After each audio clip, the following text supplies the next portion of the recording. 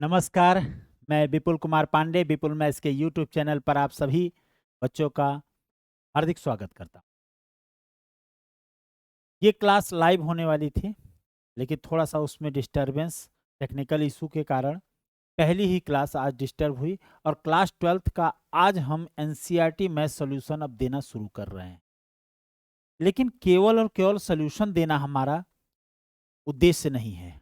हमारा उद्देश्य है कि आप जब भी इस वीडियो को देखें तो आपको ये प्रतीत हो, दिल से प्रतीत हो कि सर ने मैथ के प्रति कितनी मेहनत की है और आपके लिए कितनी मेहनत की गई है और दोबारा आपको पढ़ने की जरूरत एनसीईआरटी न पड़े।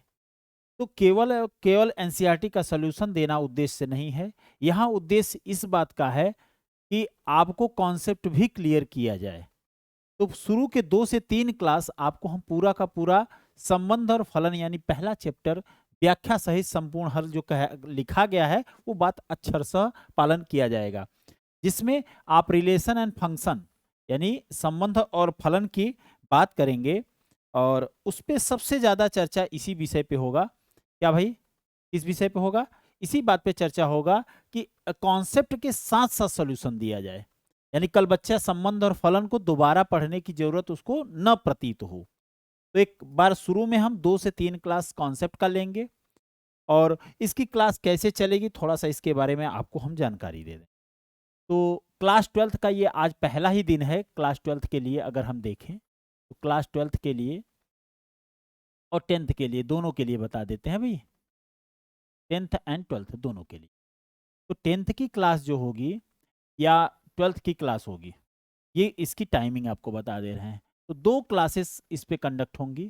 पहला जो कॉन्सेप्ट की क्लास होगी, कॉन्सेप्ट की क्लास होगी यानी पूरा का पूरा चैप्टर का कॉन्सेप्ट और with example, concept with example जो आपको बताया जाएगा वो आपको रिकॉर्ड करके वीडियो अपलोड किया जाएगा। ठीक है, कॉन्सेप्ट विद एग्जांपल आपको यहाँ पर पहले रिकॉर्डेड में होगा। ये कैसे होगा? रिकॉर्डेड फॉर्मेट में। रिकॉर्ड मतलब इसमें रिकॉर्डिंग कर दिया जाएगा और आपको वीडियो अपलोड कर दिया जाएगा। हाँ, रिकॉर्डिंग क्या होगी? उसी टाइम पे आपको मंडे या ट्यूसडे को जैसे ही चैप्टर खत्म होता है अगले दिन जब भी क्लास स्टार्ट होगी वही टाइमिंग होगी। और टाइम का क्या होगा ये भी नोट कर लेते हैं। टाइम क्या होगा? टाइम होगा आपका, चाहे वो लाइव क्लास हो चाहे रिकॉर्डेड का हो। ठीक है, इसमें लाइव क्लास भी चलेगी और रिकॉर्डिंग भी चलेगी। सेम टू सेम इस पर भी होगा, 12th में भी होगा कि कॉन्सेप्ट क्या होगा? कॉन्सेप्ट को हम रिकॉर्ड करेंगे और जो एक्सरसाइज के क्वेश्चंस होंगे उसको हम लाइव क्लास चलाएंगे। अब टाइमिंग बस नोट कर लीजिए।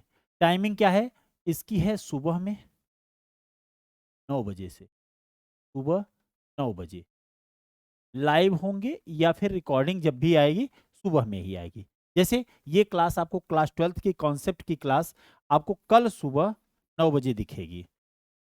सॉरी, कल सुबह 9 बजे आपको ये क्लास दिखेगी।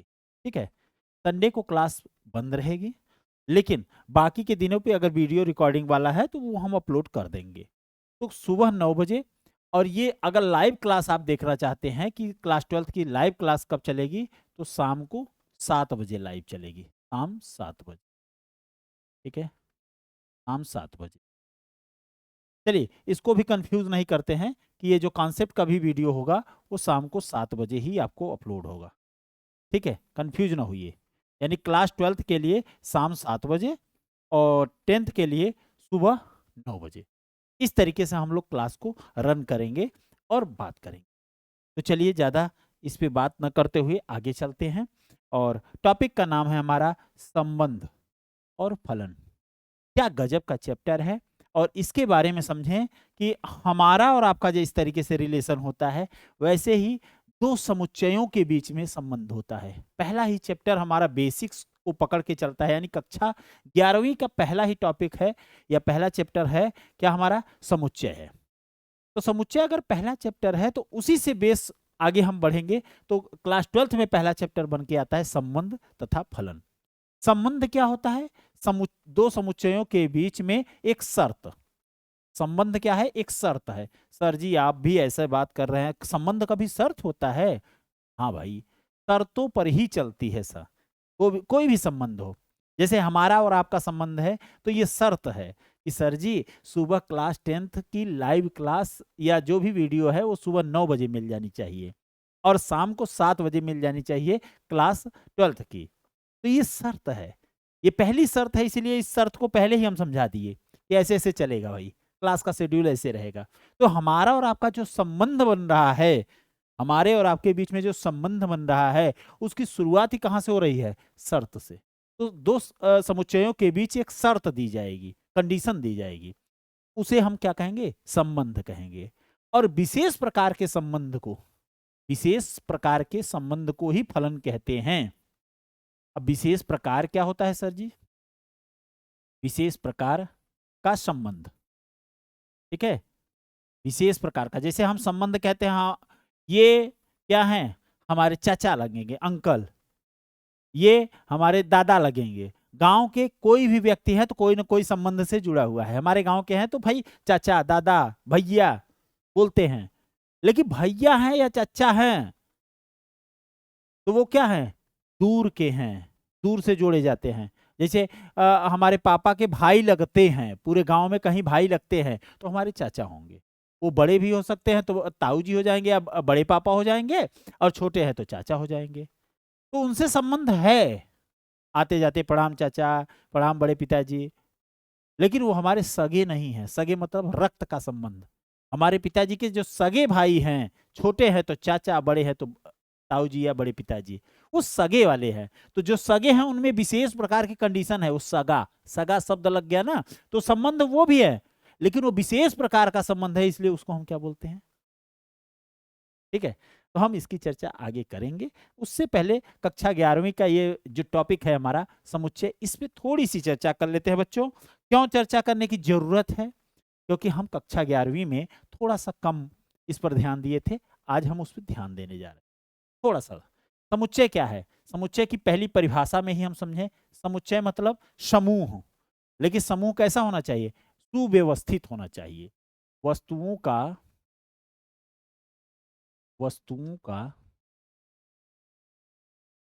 सुव्यवस्थित सुव्यवस्थित सुव्यवस्थित समूह ये क्या कहलाता है? समुच्चय कहलाता है। सुव्यवस्थित कहने का क्या अर्थ है? यानी व्यवस्था के अनुसार हो, उसको एक निश्चित परिभाषा के द्वारा दिखाया गया हो।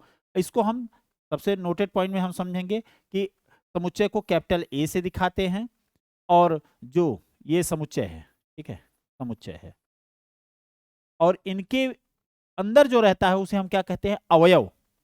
स्मॉल ए या छोटा में दिखाते हैं, उसको बोलते हैं अवयव। और सदैव समुच्चय के अवयव को हम किस में लिखते हैं? करली ब्रैकेट में। यानी ये जो तिरछा वाला दिखता है आपको सापनुमा, इस वाले ब्रैकेट में हमेशा अवयव को लिखा जाता है कॉमा लगा के, ठीक है, कॉमा लगा के। जैसे ए कॉमा बी कॉमा सी ऐसे लिखा हुआ है, इसको हम समुच्चय ए लिख दिए, ठीक है, समुच्चय ए बी सी क्या है? अल्फाबेट है, अल्फाबेट है। तो शुरू के 3 अल्फाबेट्स अगर लिखे गए हैं तो ये ए समुच्चय को हम कैसे परिभाषित करेंगे? हाँ, अंग्रेजी वर्णमाला के, अंग्रेजी वर्णमाला के,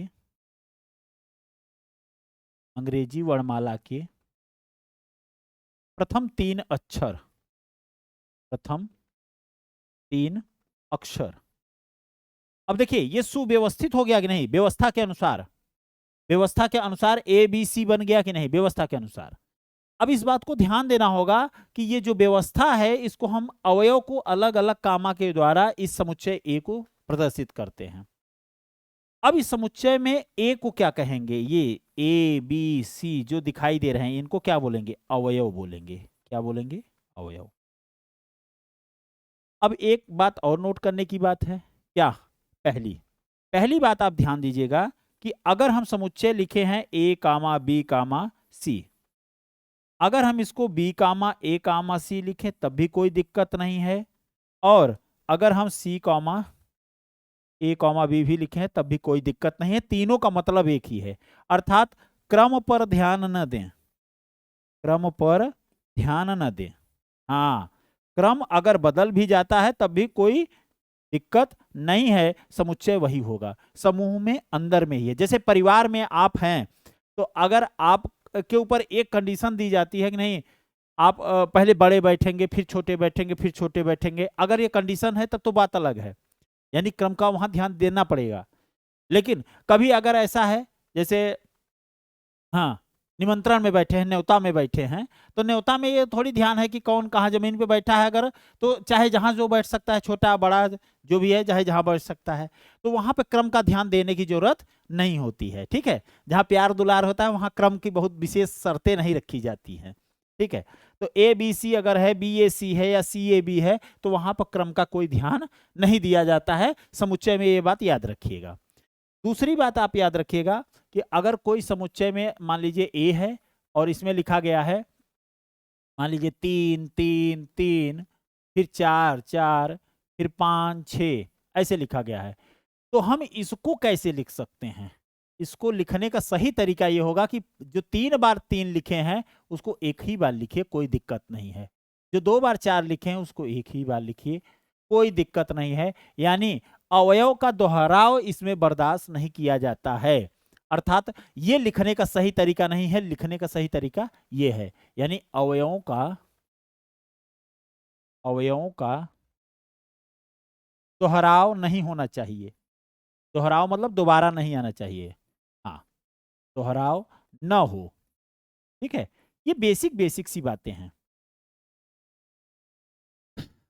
अब लिखने के तरीके क्या हैं? समुच्चय को अगर हम लिखने के तरीके की बात करें तो 2 तरीके बनते हैं। पहला तरीका बनता है रोस्टर विधि। रोस्टर विधि, ठीक है, रोस्टर विधि।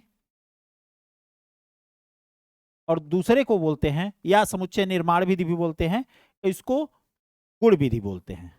गुण या समुच्चय निर्माण विधि के हैं, समुच्चय निर्माण विधि, या इसको गुण विधि भी बोलते हैं, या गुण विधि, यानी उनके गुणों को देखकर लिखा जा सकता है। जैसे फॉर एग्जांपल अगर हम कोई ले लेते हैं समुच्चय प्राकृतिक संख्या का ले लेते हैं n, तो ये क्या है, 1 2 3 4 एंड सो ऑन, इस तरीके से अवयव को लिखा गया।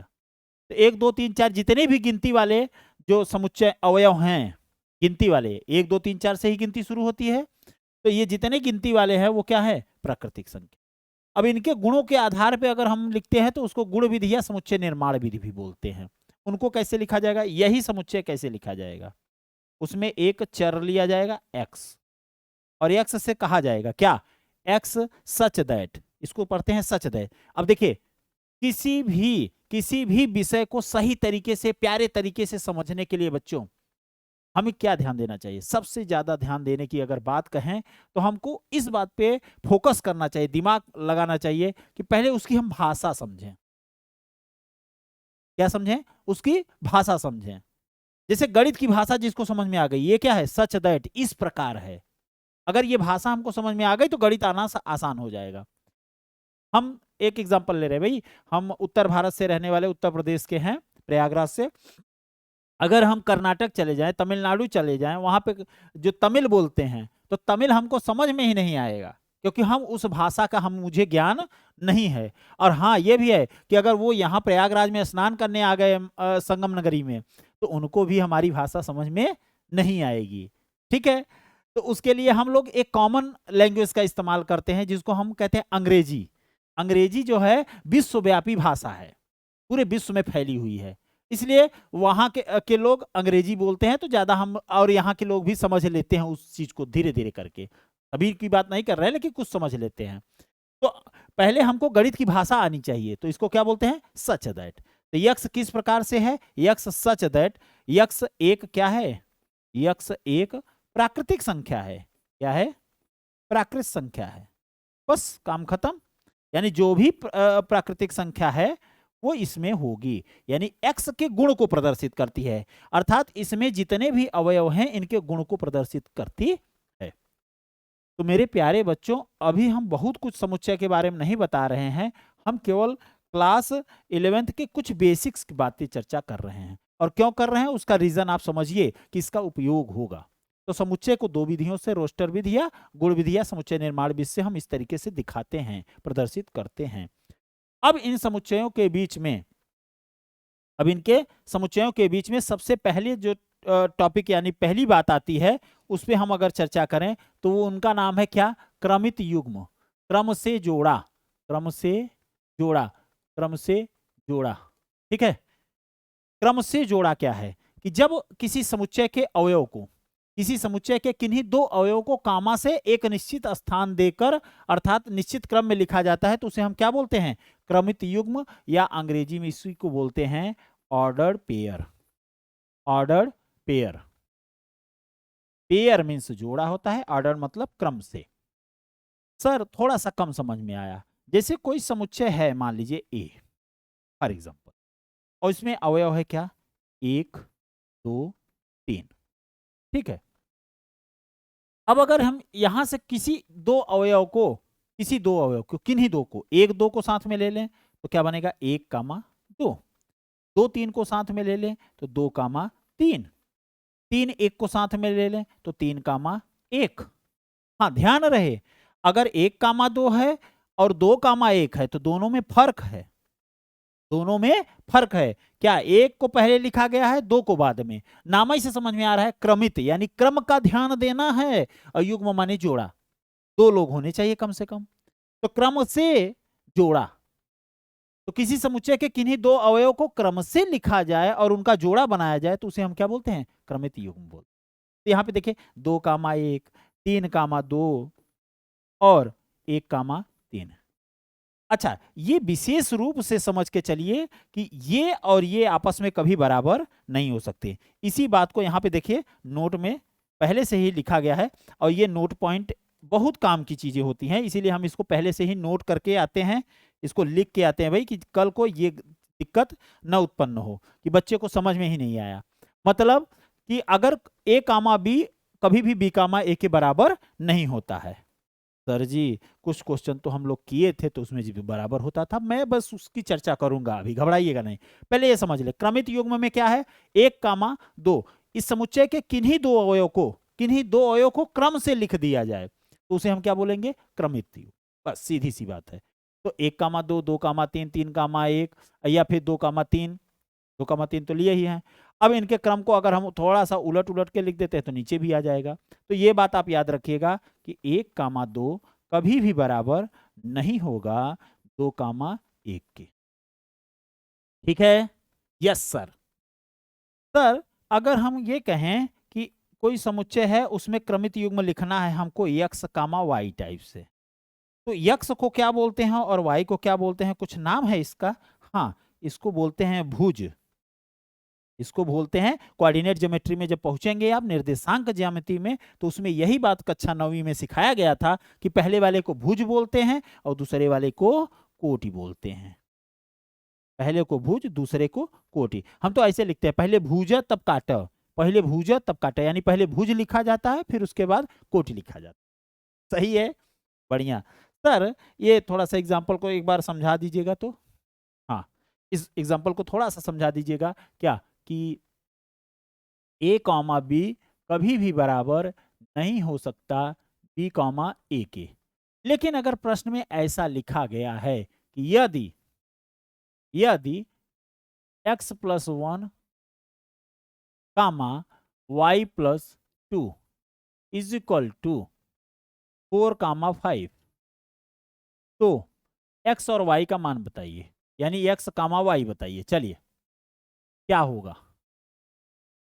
अब सोचिए सर, अभी अभी आपने कहा कि ये कभी बराबर नहीं हो सकते। हाँ ये बात सही है, ऊपर जो लिखा गया है वो एकदम अक्षरशः सही है, उसमें कोई दो राय नहीं है बेटा। ये कोई गलत बात नहीं लिखी गई है कि अभी एक कह रहे थे कि नहीं होता और बगल में लिख भी दिए कि हो गया।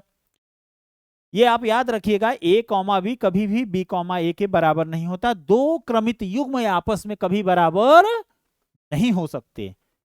लेकिन बाय द वे अगर किसी ने कह दिया कि हाँ अगर ये बराबर है, ये दोनों बराबर हैं, तब क्या होगा? तब क्या होगा? सोचिए, सोचिए और विचार करके बताइए। तब क्या होगा कि जो भुज भुज के बराबर हो जाएगा और कोट कोट के बराबर। तुलना कर दीजिए, भुज भुज के बराबर हो जाएगा, फिर से सोचिए, और कोट कोट के बराबर। ध्यान दीजिएगा, तो यक्स प्लस वन किसके बराबर हो जाएगा? 4 के बराबर हो जाएगा। और साथ ही साथ y प्लस 2 किसके बराबर हो जाएगा बेटा? 5 के बराबर। तो यहां से +1 उस तरफ जाएगा तो माइनस हो जाएगा, यानी 4 माइनस 1, यानी x बराबर 3 आ जाएगा। इधर से अगर हम y की बराबर बात करें तो 5 माइनस 2, तो y बराबर क्या हो जाएगा? 3 आ जाएगा। तो ये हमारा रिजल्ट क्या आ जाएगा? 3, अरे भाई ये तो बराबर आ गया। चलो कोई दिक्कत नहीं, रेंडमली ऐसे ही सवाल ले लिए हैं। तो 3, इसका क्या होगा? सही जवाब होगा, अर्थात यक्स का वैल्यू 3 आएगा, वाई का वैल्यू 3 आएगा। देखिए ऐसे सॉल्व कर। तो पहले आप दिमाग में समझ लीजिए कि दो क्रमित युग्म कभी भी बराबर नहीं होते हैं। लेकिन किसी ने अगर प्यारे तरीके से कह दिया, यार भाई अगर ये बराबर हो गए तब क्या होगा, तो कहें कुछ नहीं होगा। अगर ये तभी संभव होगा जब इसका पहला पहले के बराबर होगा, दूसरा दूसरे के बराबर होगा, अर्थात भुज भुज के बराबर होगा, कोट कोट के बराबर होगा। क्लियर हो आप? Yes sir. आगे बढ़ते हैं, कार्तीय गुणन। बेटा अब ये तो फॉर्मेट जो लेके चल रहे हैं हम, उसमें हम क्या कर रहे हैं? रिकॉर्डिंग कर रहे हैं। हमारे आपकी बातचीत नहीं हो पा रही है, लेकिन फिर भी अगर आप इस क्लास का वीडियो देखने के बाद आपको यहाँ कहीं दिक्कत होती है तो इस पर आप कमेंट जरूर कीजिए। कमेंट करेंगे तो जब भी हम प्रश्नावली के सवाल शुरू करेंगे एक्सरसाइज के, तो उसमें हम आपके कमेंट्स को जरूर लेकर उस क्वेश्चन को समझाने का प्रयास करेंगे। ठीक है, हम कर सकते हैं प्रयास, जब हम आप मिल के काम करेंगे तो होगा। ठीक है, कार्तीय गुणन क्या है? अब कार्तीय गुणन क्या है, पहले तो हम क्रमित युग्म को समझ लिए कि किसी समुच्चय के किन्हीं दो अवयव को क्रम से लिख दिया जाए, क्रम से लिख दिया जाए तो उसे हम क्रमित युग्म कहते हैं। फिर बात अब उठती है कि कार्तीय गुणन क्या होगा। अब कार्तीय गुणन होगा तो इसमें दो समुच्चयों की बात की जाएगी, एक समुच्चय से दूसरे समुच्चय की बात की जाएगी। बस यही है, ए और बी दो अरिक्त समुच्चय होते हैं। अरिक्त का मतलब होता है, ध्यान से समझिए, अरिक्त का मतलब होता है रिक्त ना हो, खाली ना हो, कोई ना कोई अवयव हो। अच्छा ये बताइए, संबंध कब होता है? संबंध कब होता है? जैसे आपके घर से आपके मामा के घर, या मम्मी का घर कह दीजिए, मम्मी का घर, तो मम्मी के घर में वहां पर कोई ना कोई होना चाहिए उनके रिश्ते में। अब पता चले मम्मी आपकी अकेली थी और नाना नानी आपके देहांत हो चुका है, तो अब वहां पे बचा कौन? तब उनसे संबंध करेक्ट नहीं होता, तो उनके उनसे नाना नानी से जो संबंधित लोग हैं घर पे, उनसे हम लोग संबंध बनाए रखते हैं। बाकी इतना मान के चलिए, अगर आपके सगे नाना नानी वहां नहीं है, तो फिर जब अरिक्त हो गया ना, रिक्त हो गए, वहां खाली हो गया, तो वहां संबंध बनने के चांसेस खत्म, यानी वहां रिक्त संबंध बनना शुरू हो जाएगा। आगे चर्चा हम करेंगे संबंध की बात, अभी हम संबंध पे आ ही नहीं रहे हैं। कार्तीय गुणन क्या है? कोई दो समुच्चय ले लीजिए ए और बी, जो कि खाली ना हो, कम से कम एक अवयव होना चाहिए उसमें। सभी संभव क्रमित युग्म, यानी ए से बी में जो सभी संभव क्रमित युग्म बनेंगे, यानी जो जोड़ा बनेंगे ए कॉमा बी का जो जोड़ा बनेगा, उसे हम क्या करेंगे? उसे ही हम क्या बोलेंगे भाई? ए कामा बी को ए और बी का कार्तीय गुणन कहेंगे। जहां ध्यान रहे तेरा ध्यान किधर है। हाँ, सवाल इधर है भाई।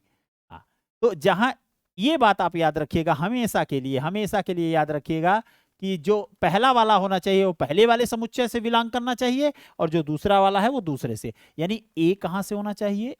कैपिटल ए से, और बी कहां होना चाहिए? कैपिटल बी से। सर जी इसी बात को हम अगर यहां से लिखना चाहें कि कार्तीय गुणन की परिभाषा क्या है, तो ए क्रॉस बी को ऐसे लिख सकते, या फिर उल्टा बी क्रॉस ए को भी ऐसे लिख सकते हैं।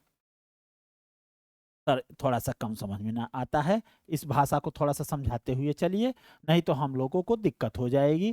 प्लीज सर, अब आप लोग नहीं बोल रहे हैं तो ये बच्चे ऐसा बोलते हैं दिमाग में, तो हम उस चीज को अभी खत्म करते हैं। कैसे भाई, कैसे खत्म करते हैं? आइए चलिए, अकेले ही बोले पड़े हैं सर जी, कोई दिक्कत नहीं है, अकेले हैं तो अकेले ही ना बोलेंगे। अब मान लीजिए कोई ए समुच्चय है, 1 2 3, ठीक है सर। बी दूसरा समुच्चय है, मान लीजिए 3 हो गया, तो 4 5 ले लीजिए, ठीक है सर। हाँ, अब अगर इन दोनों में कार्तीय गुणन करना है, ए क्रॉस बी लिखना है। क्या लिखना है? ए क्रॉस बी। चलिए लिखना शुरू करते हैं। क्या सिखाया गया है, परिभाषा थोड़ा सा पढ़ लिया जाए। ए क्रॉस बी का अर्थ है ए और बी का कार्तीय गुणन, ए का बी के साथ कार्तीय गुणन। ध्यान समझिए, ए क्रॉस बी का मतलब है ए का बी के साथ कार्तीय गुणन। तो पहला अवयव ए का आना चाहिए, दूसरा अवयव बी का आना चाहिए। जैसा लिखा गया है वैसा ही भाव होगा। क्या? पहला अवयव ए का, दूसरा अवयव बी का। ये लिखा हुआ है A belongs to A and B belongs to B. अब क्रम देखिए, बदल दीजिए। अब इधर कर दीजिए बी का ए के साथ कार्तीय गुणन। यहां क्या था? ए का बी के साथ कार्तीय गुणन, और यहां बी का ए के साथ कार्तीय गुणन। तो जब पहले बी आ गया है तो यहां भी पहले बी लिखेंगे, बी के अवयव को लिखेंगे, और यहां ए आया है तो ए का। समझ में आ रहा है? Yes sir. क्वेश्चन कर लेते हैं, काम हो जाएगा। अब ए क्रॉस बी लिख रहे हैं तो पहला आप पहले अवयव को लिख लीजिए। चलिए, एक, तो एक का के साथ क्या क्रम बन सकता है? 4 का बन सकता है। एक का क्रम 5 के साथ बन सकता है। बोलिए। हाँ सर। पहला अवयव ए का आना चाहिए, दूसरा अवयव बी का होना चाहिए। तो संभावना क्या हो सकती है? 4 भी आ सकता है और 5 भी आ सकता है। 2 के साथ देख लीजिए कि 2 के साथ क्या होगा। 2 के साथ 4 आ सकता है और 2 के साथ भी आ सकता है। 3 के साथ 4 भी आ सकता है और 3 के साथ 5 भी आ सकता है। ओके सर, ठीक है, समझ में आ गया। यानी ए से क्रॉस बी क्या होगा? पूरा इतना समझ। अब मजे की बात सोचिएगा। अब ध्यान की बात अगर हम अभी नोट में बताएंगे, पहले एक और बात कर ले। बी क्रॉस ए भी निकाल लीजिए सर जी। अब ध्यान दीजिएगा, पहला अवयव बी का होना चाहिए दूसरे वाले समुच्चय का, और दूसरा अवयव ए का होना चाहिए। तो पहला 4 लिख लीजिए। 4 के साथ कौन कौन संबंध बना सकता है? 1, 4 के साथ 2, 4 के साथ 3। अब 4 के साथ 4 तो है नहीं, 3 तक हो गया। अब 5 का शुरू करिए। 5 का संबंध 1 से, यानी 5 और 1 का क्या बनाएंगे? पेयर बनाएंगे, क्रमित बनाएंगे, ऑर्डर पेयर। 5 1, 5 2 और 5 3। जरा अब अवयवों की संख्या थोड़ा सा देख लिया जाए। इसमें कुल कितने अवयव हैं? 3 हैं। कितने हैं? 3 हैं। इसमें कुल कितने हैं? 2 अवयव हैं, 1 2। तो आप देख रहे होंगे कि इसमें कितने हैं? 6 हैं क्या? 1 2 3 4 5 6। ये 6 कैसे आया सर जी? दोनों का गुणा कर दीजिए, 3 गुणित्ते।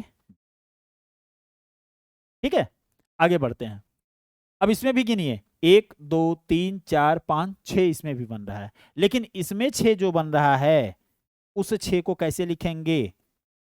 2 से 3, यानी 2 गुना 3 लिखिए।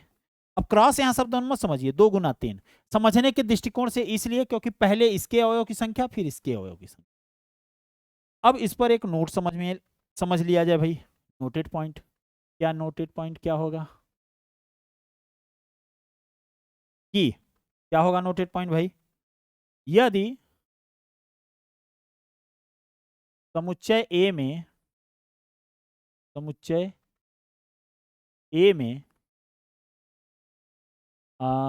m अवयव और समुच्चय बी में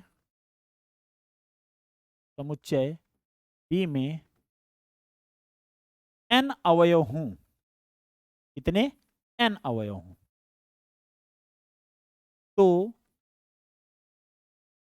a क्रॉस बी या b क्रॉस a में कुल यमयन अवयव होंगे।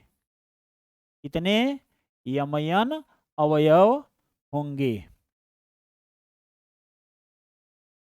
ठीक है, एक सर और एग्जांपल लेके दिखा दीजिए। जैसे एक कोई समुच्चय है जिसमें 2 3 4 5 हैं, और बी कोई समुच्चय है जिसमें 1 2 3 4 5 6 तक हैं। ठीक है, अब मुझे बता दीजिए कि ए क्रॉस बी में कितने अवयव होंगे, या बी क्रॉस ए में कितने अवयव होंगे। जल्दी से बताइए। कमेंट, आप वीडियो को रोक लीजिए और फिर कमेंट में तुरंत बताइए इसका जवाब। देखिए कैसे, इसमें कितने अवयव हैं बेटा? 1 2 3 4, 4 अवयव हैं। तो इसमें कुल कितने अवयव हैं? 4 हैं, ठीक है। इसमें कितने हैं? 6 हैं। कितने हैं? 6 हैं। तो ए क्रॉस बी में कितने होंगे? 4 गुना 6 यानी 4 छंग 24 अवयव होंगे, ठीक है। और बी क्रॉस ए में भी क्या होंगे? 6 गुना 4। अब 6 गुना 4 कहिए, 4 गुना 6 करिए, बात तो एक ही है, आएगा 24। तो ए क्रॉस बी या बी क्रॉस ए में कितने अवयव होंगे? 24 होंगे।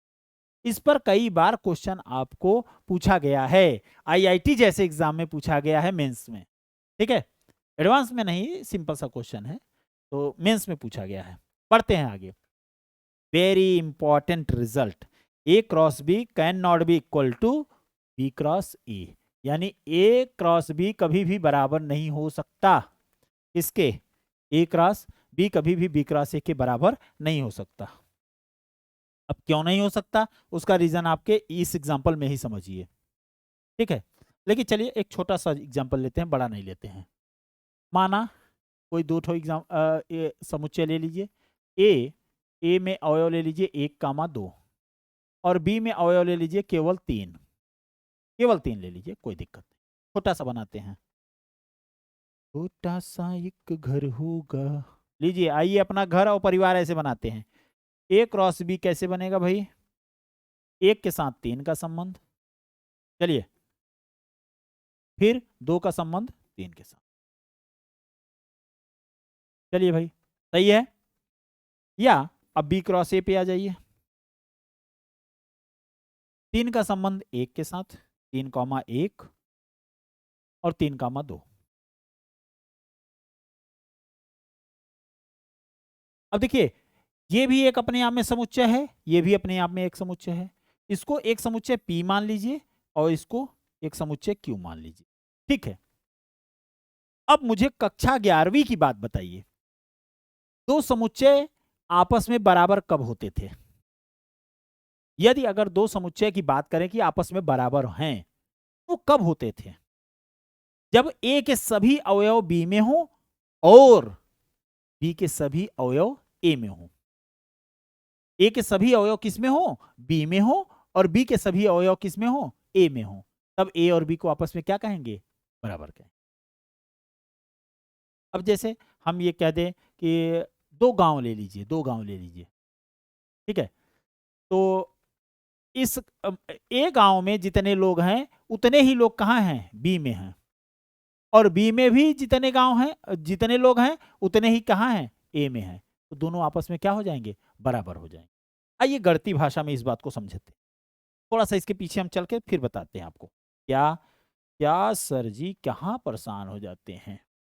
यानी ए बराबर बी, दो समुच्चय हैं ए और बी, ए बराबर बी कब कहा जाएगा? नोटेड पॉइंट में इस बात को समझते हैं। तो आप कैसे लिखेंगे? ए बराबर बी कब होगा?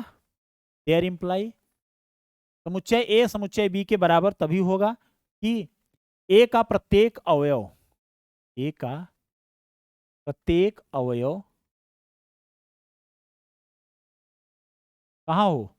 बी में हो, ठीक है। और दूसरी बात ये भी होनी चाहिए, और बी का प्रत्येक अवयव ए में हो। अच्छा, ए का प्रत्येक अवयव बी में हो, इसका अर्थ क्या है?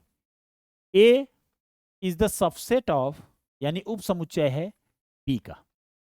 ये क्या है? उप समुच्चय है बी का। और जब बी के सभी अवयव ए में है, तो इसका मतलब है बी छोटा है ए की तुलना में या बराबर है। तो हम यही बात कहते हैं प्यारे बच्चों, ध्यान से समझ लो कि ए बराबर बी तभी कहा जाता है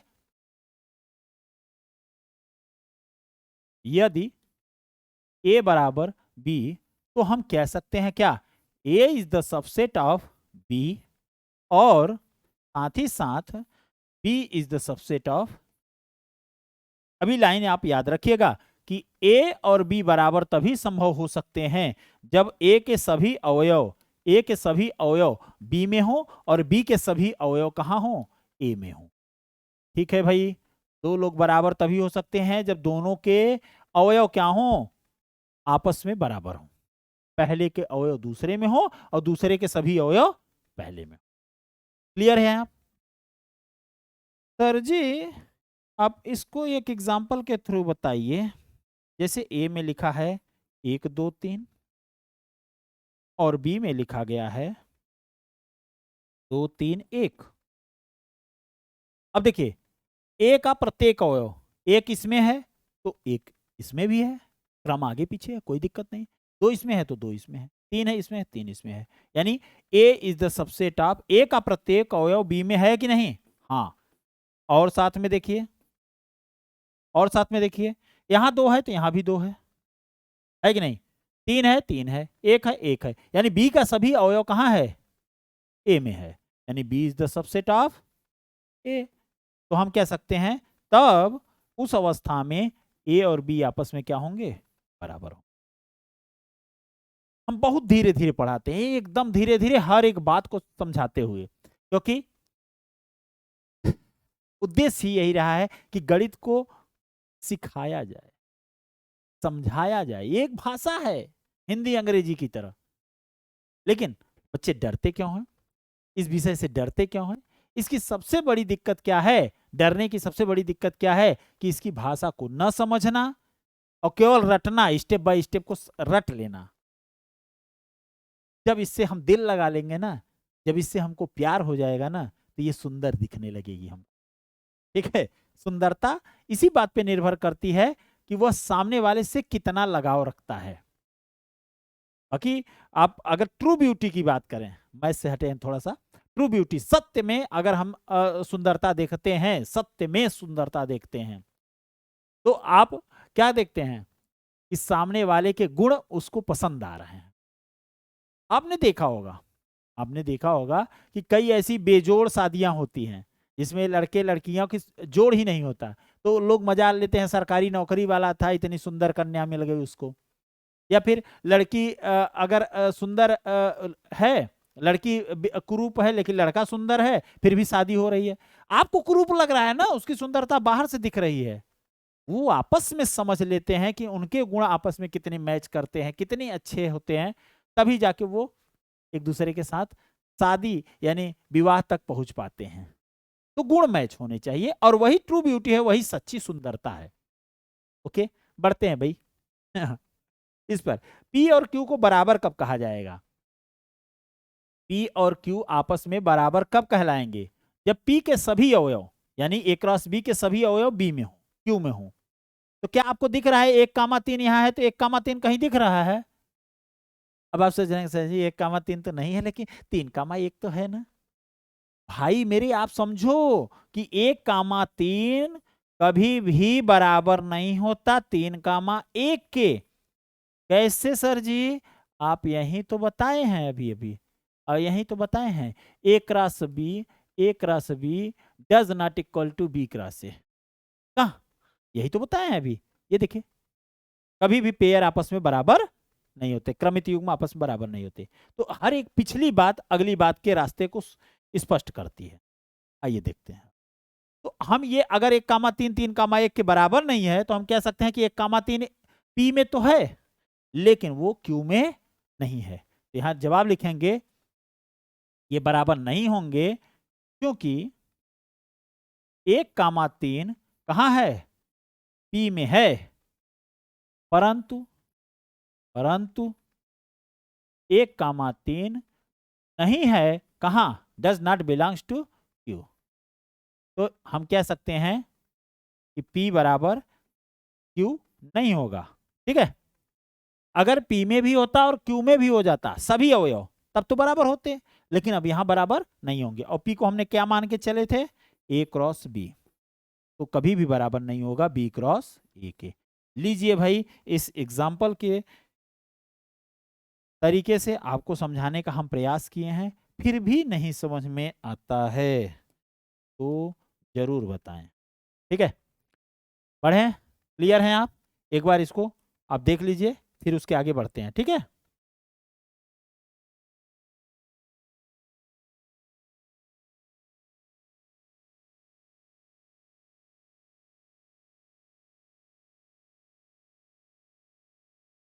चलिए बच्चों, अब आगे बढ़ते हैं। आगे कहाँ बढ़ना है सर? संबंध। यहीं तक तो हमको आना था। अभी जितनी भी भूमिका बनाई गई थी, अभी तक जितनी भी भूमिका बनाई गई है, वो किसके लिए बनाया गया था? इसी के लिए। संबंध क्या है? संबंध गुरु शिष्य का संबंध, माता पिता का संबंध, ठीक है, माता पिता का संबंध, पति पत्नी का संबंध, मामा भांजे का संबंध। एक समुच्चय ले लीजिए और एक दूसरा समुच्चय ले लीजिए। अब इनके अवयवों को एक शर्त द्वारा बांधिए, एक शर्त द्वारा बांधिए, वो क्या कहलाता है? संबंध। यानी एक समुच्चय के अवयव का दूसरे समुच्चय के अवयव को किसी एक निश्चित शर्त द्वारा क्रमित युग्म के रूप में लिखने की क्रिया ही क्या कहलाती है? संबंध कहलाता है। ठीक है। अगर हम कहें कि यदि ए और बी दो समुच्चय हों तो ए क्रॉस बी सच में है क्या? ए और बी का क्रमित युग्म, ठीक है, जो एक निश्चित शर्त पे चलेगा। का कोई भी उप समुच्चय हो, कोई उप समुच्चय हो। उप समुच्चय क्या है? थोड़ी देर के लिए, अब कक्षा 11 की सारी बातें हैं, अब तुरंत हम पकड़ेंगे उप समुच्चय पे। तो उप समुच्चय को एक लाइन में थोड़ा सा बता दिया जाए तो काम हो जाए। सर आप एकदम जड़ तक चले जाते हैं। हाँ, जाना पड़ता है, कल को बच्चे को दिक्कत ना हो। अगर मान लीजिए कोई एक समुच्चय है ए, 1 2 3, मान लीजिए छोटा सा समुच्चय लेते हैं 1 2 3। अब इसके उप समुच्चय लिखना है हमको। उप समुच्चय का मतलब है कि किसी समुच्चय के कुछ या सभी अवयव को एक साथ लेकर बने समुच्चय को क्या कहते हैं? उप समुच्चय। जैसे हम मान लीजिए बी बना लिए, क्या बना हमारा? 2 3। अब देखिए बी के सभी अवयव ए में उपस्थित है कि नहीं? दो अवयव को साथ में ले लिए, कुछ सी ले लिए, केवल एक ले लीजिए, तब भी ये इसका उप समुच्चय है। तो हम लिख सकते हैं यहाँ पे B is subset of A, क्योंकि B के सभी अवयव A में उपस्थित हैं और इसको उप समुच्चय कहेंगे। जिसकी तरह मुंह दबा होता है यानी बंद होता है उसे उप समुच्चय कहेंगे। उसी तरीके से C के सभी अवयव कहाँ हैं? A में हैं। तो हम क्या लिख सकते हैं? C is the subset of कुछ या सभी अवयव को। अगर हम सभी अवयव ले ले, मान लीजिए D ले लिए और सभी अवयव को साथ में ले लिए 1 2 3, तो ये क्या बन जाएगा? D is the subset of A, जो सच में अपने आप के बराबर है। D अपने आप में A के बराबर है, तो हम लिख सकते हैं A is the subset of A। यानी प्रत्येक समुच्चय स्वयं का उप समुच्चय होता है। प्रत्येक समुच्चय स्वयं का उप समुच्चय होता है। प्रत्येक मनुष्य अपने आप को जितना जानता है उतना ही सबसे ज्यादा जानता है, यानी उससे अधिक कुछ नहीं जानता। कोई अगर कहता है मैं फलाने के बारे में जानता हूं, मैं उसके बारे में जानता हूं, अरे भाई पहले तुम अपने बारे में जान लो। पहले अपने बारे में जान लो, ठीक है। तो एक बड़ी अच्छी कहावत सुने थे, बुरा जो ढूंढन में चला बुरा न मिलियो कोई। और जब बुरा ढूंढने के लिए मैं निकला तो कोई बुरा मिला ही नहीं। और जब अपने आप में झांका कि मैं कैसा हूं, मैं अपने बारे में सोचने लगा, तो पता चला कि मुझसे तो बुरा कोई है ही नहीं। सबसे बुरा आदमी अगर कोई है दुनिया में तो मैं हूं, ठीक है। वो क्यों? क्योंकि जब आप अपने आप को देखते हैं, उस आईने में, उस दर्पण में देखते हैं, तब आपको समझ में आता है कि यार हम कहाँ हैं। ऐसे हमको लगता है हम बहुत पढ़ लिए, लेकिन आपने कुछ नहीं पढ़ा है। जब आप आकलन पे आएंगे, जब आप लिखेंगे और चीजों को समझेंगे और क्वेश्चन को सॉल्व करेंगे, तब आपको अपनी औकात पता चलेगी, ठीक है। तो मेरे प्यारे बच्चों, ज्यादा उछलना नहीं है, पढ़ना है और पढ़ने के बाद अपना आकलन करना है। चलिए बढ़ते हैं आगे। उप समुच्चय की कहानी तो समझ में आई कि किसी समुच्चय के कुछ या सभी अवयवों को लेकर बना एक समुच्चय जो होता है उसे हम उप समुच्चय कहते हैं। तो ए क्रॉस बी का कोई भी उप समुच्चय ए से बी में एक संबंध आर कहलाता है, ठीक है। हाँ, इसको दिखाते कैसे हैं थोड़ा सा देख लिया जाए। दिखाते कैसे हैं कि R is the subset of A cross B always. और अगर संबंध है तो उसको हम कैसे लिखेंगे? कैसे बनाते हैं भाई? कैसे बनाते हैं?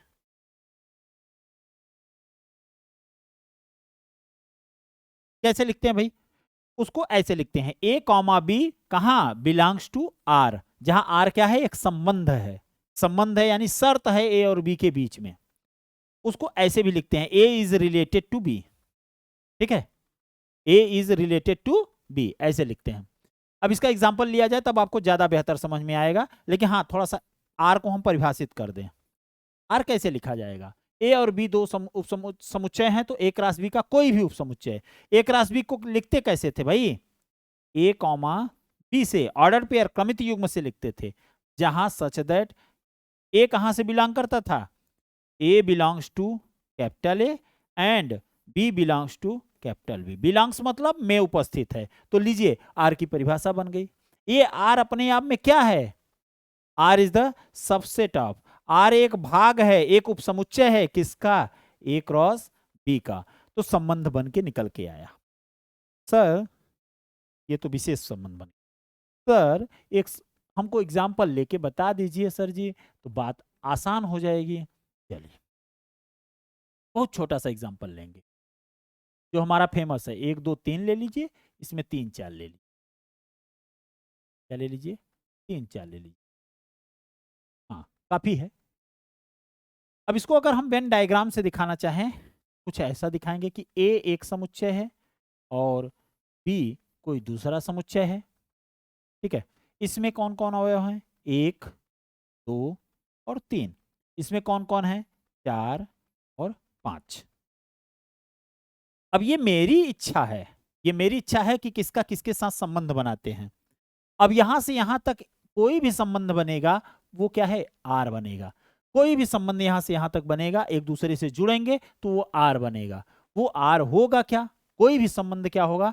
आर होगा। और वो आर होगा क्या? वो सबसेट होगा जो ए से बी में जितने भी कार्तीय गुणन बन सकते हैं, ए और बी का जितना भी कार्तीय गुणन के अवयव होंगे उन्हीं में से कोई एक संबंध ही क्या कहलाएगा? हमारा संबंध कहलाएगा। कोई एक ही चीजें क्या कहलाएगी? संबंध कहलाएगी। ठीक है, कैसे? आइए देखते हैं। जैसे देखिए एक का संबंध किसी कारणवश 3 से है। ठीक है, अच्छा ये एरो नहीं समझ में आ रहा है, थोड़ा सा उसको लाइन से ही देख लिया जाए। एक का संबंध 3 के साथ, दो एक का 3 के है, 2 का भी 4 के साथ हो गया मान लीजिए, और 3 का 5 के साथ हो गया। ठीक है, अब पहले हमको ए क्रॉस बी बता दीजिए। यहां से ए क्रॉस बी बता दीजिए। ए क्रॉस बी लिखने का तरीका बताए थे क्या? पहला अवयव यहां से लेंगे, दूसरा अवयव यहां से हो सकता है 1 कामा 3, 1 कामा 4। अब 2 का लीजिए, 2 कामा 3, 2 कामा 4, फिर 3 ले लीजिए, 3 कामा 4। सर जी 2 कामा 3 कैसे होगा? हाँ 2 कामा 3। अच्छा इसमें 4 5 लेना चाहिए था, थोड़ा सा कर है बाबू भैया, क्योंकि 4 5 लिखे तो इसको फिर से लिखना पड़ेगा। 1 का संबंध 4 से, 1 का संबंध 5 से, 2 का संबंध 4 से, 2 का संबंध 5 से, फिर 3 का संबंध 4 से और 3 का संबंध 5 से। अब जो भी सबसे बड़ा समुच्चय इनके बीच में संबंध हो सकता था, बड़ा से बड़ा संबंध हो सकता था, वो क्या है? ए क्रॉस बी है। इसी को आगे चल के अभी हम बताएंगे कि ये विशेष प्रकार का संबंध है जिसको हम बोलते हैं सार्वत्रिक संबंध। क्या बोलते हैं? सार्वत्रिक संबंध। एक एग्जाम्पल यहां से बन गया भाई, हम मेहनत करने वाले नहीं हैं, अब दोबारा मेहनत करने वाले नहीं हैं इस पर। सार्वत्रिक संबंध क्या होता है कि दो समुच्चयों के बीच सबसे अधिक अवयव वाला जो समुच्चय संबंध बनता है वही क्या कहलाता है? सार्वत्रिक संबंध। चलिए अभी चर्चा करेंगे उसकी। अब यहां से कोई एक समुच्चय, एक संबंध ले लीजिए R1 मान लीजिए। वो क्या ले लिए हम? 1 का संबंध 4 से, 1 का संबंध 4 से, 2 का संबंध 4 से और 3 का संबंध 5 से। हाँ भाई, 1 4 से जुड़ा हुआ है, 2 4 से जुड़ा हुआ है, 3 5 से जुड़ा हुआ है। ये जितने भी अवयव लिखे गए हैं ध्यान से देखिए आपको मिल रहे हैं कि नहीं, मिल रहे हैं कि नहीं, जरा जरा ध्यान दीजिए। 1 कामा 4 हाँ सर जी, 2 कामा 4 हाँ सर जी, 3 कामा 5 हाँ सर जी।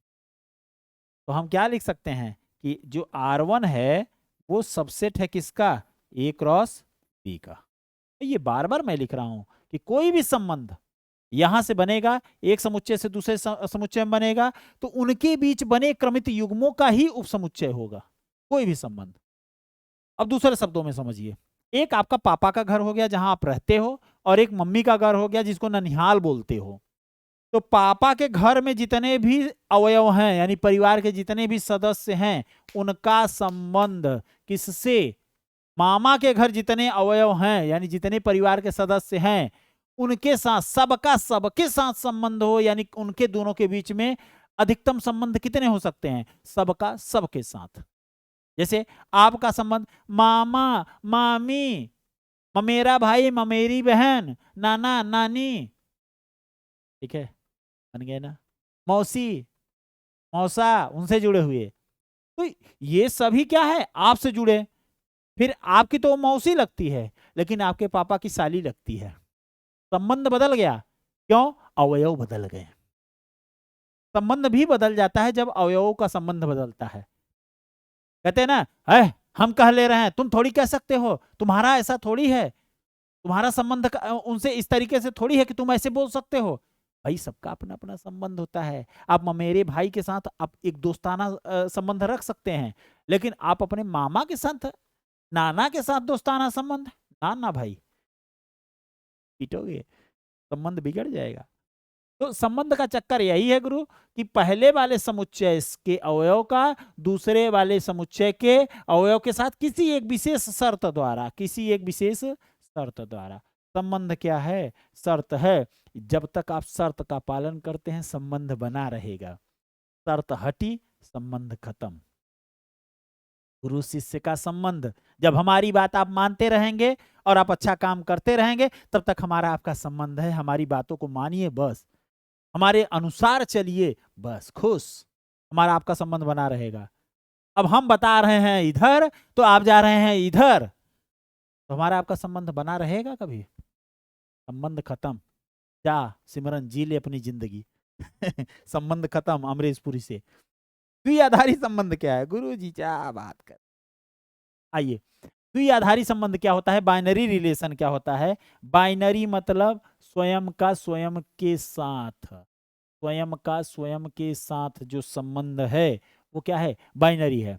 किसी एक ही समुच्चय में, एक ही समुच्चय ए में आर है, जो कि ए क्रॉस ए का क्या हो? उपसमुच्चय हो, तो उसे हम द्विआधारी या बाइनरी रिलेशन कहते हैं। थोड़ा कम समझ में आया सर जी। अपना ही परिवार, घिवड़ान थरियई में, हिंदी में, हाँ, ए क्रॉस बी जो ले रहे थे, बस उसी को हटा दीजिए, ए क्रॉस ए कर दीजिए। मतलब एक ही समुच्चय के भीतर, एक ही समुच्चय के भीतर अवयवों का आपस में जो संबंध बनता है, उसे हम क्या कहते हैं? Binary relation. आइए देखते हैं। ए अवयव ले लीजिए, 1, 2, 3 ले लीजिए। ठीक है? हाँ सर ठीक है, कोई बात नहीं। अब अगर हम कोई समुच्चय में संबंध बनाना चाहते हैं, तो ए क्रॉस ए अगर हम लिखना चाहेंगे तो क्या लिखेंगे? ए क्रॉस ए, यानी ए के अवयव का, सॉरी बी बार बार क्यों लिख रहे हो भाई? ए क्रॉस ए। तो इसके जितने भी अवयव हैं उनका आपस में संबंध कैसे लिखेंगे? एक का संबंध स्वयं के साथ अगर होगा तो 1, 2, 2, 3, 3, ठीक है, और 1, 2, 1, 3 लीजिए, 2, 1, 2, 1, 2, 3, 3, 1, 3, 2 लीजिए भाई, ए क्रॉस ए बन गया। अब ध्यान से देखिएगा, इसमें अगर 3 अवयव हैं तो इसका स्क्वायर कर दीजिए, 9 अवयव मिले होंगे आपको, गिन लीजिए।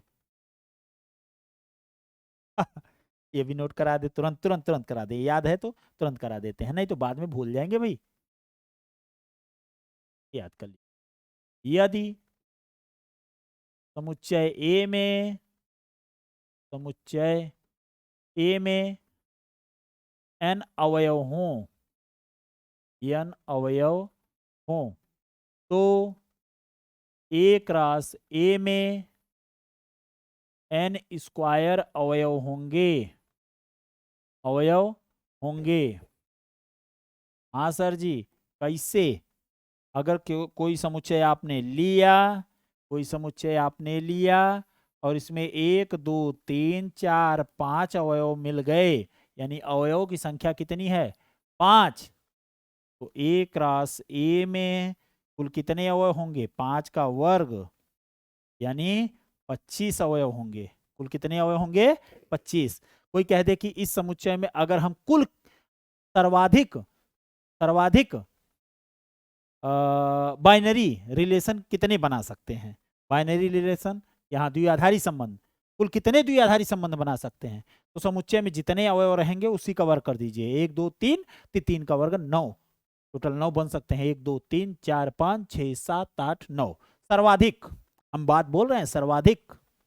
ठीक है, तो आर क्या हो सकता है? अधिकतम ए क्रॉस ए। अगर हम R1 कोई एक ले लेते हैं इनमें से, जैसे हम कहते हैं 1,1, 2,2, 2,3, ये क्या है? ये R1 क्या है? R1 एक द्विआधारी संबंध है। द्विआधारी संबंध क्या होता है? द्विआधारी संबंध क्या होता है? जो अपने अंदर ही संबंध हो। ठीक है, ऐसा संबंध जो अपने ही समुच्चय के अवयवों के साथ जुड़ा हो, अपने ही समुच्चय के अवयव। जैसे आपका परिवार है जिसमें आप रहते हो, तो आप हो गए एक अवयव। आपका संबंध किससे? पापा, मम्मी, दादा, दादी, भैया, भाभी, चाचा, चाची, बड़े पापा, बड़ी मम्मी, घर के परिवार के अंदर ही ये संबंध बन रहे हैं कि नहीं? तो ये वाले जो इतने भी संबंध है वो कैसे संबंध है? द्विआधारी। और जो घर के बाहर वाले, घर के बाहर जो हैं, वो संबंध क्या है? वो संबंध है। ठीक है, क्लियर हो आप? हाँ, अंकों के साथ खेल रहे हो, ऐसे आप अपने जीवन में इन सब के साथ संबंध देखकर बना सकते हो। चलिए अगले वीडियो में आपसे मिलते हैं इसके आगे। ठीक है, आज के लिए इतना ही रखते हैं। और क्लास कैसी लगी एक बार जरूर कमेंट बॉक्स में कमेंट किया करिए। ठीक है, अच्छा लगता है, थोड़ा सा खुशी मिलती है कि बच्चों को चीज़ें समझ में आ रही है, हमारी मेहनत आपके लिए रंग ला रही है। तो चलिए कल फिर मिलते हैं शाम को 7 बजे। ठीक है, नमस्कार।